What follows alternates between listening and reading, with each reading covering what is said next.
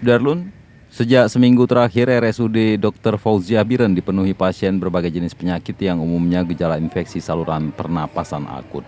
Beberapa keluarga pasien mengeluhkan kondisi seluruh ruang rawat penuh sehingga mereka harus menunggu pasien lain sembuh atau ada yang keluar dari ruang rawat inap.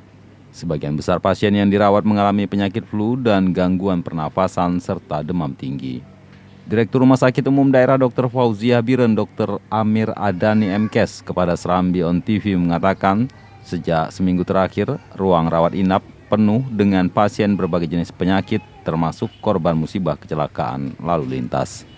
Amir Adani menambahkan selain itu banyak juga pasien rujukan dari luar Biren seperti Rumah Sakit Arun dan beberapa rumah sakit lainnya yang belum memiliki dokter spesialis.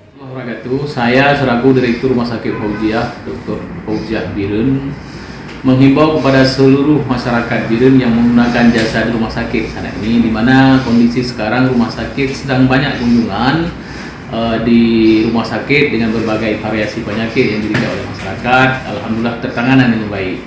Untuk menjaga ketertiban dan kenyamanan dari pelayanan kepada masyarakat, kami harapkan kepada semuanya untuk menjaga kebersihan, ketentraman dan lain-lain semuanya. Kemudian kepada keluarga pasien kiranya untuk yang bisa menjaga pasien hanya beberapa orang supaya bisa adanya kenyamanan kepada yang lain, juga kepada pasien-pasien yang harus menjaga kesehatan supaya kita tidak akan dirawat di rumah sakit karena yang sakit supaya juga sembuh, kemudian yang lain juga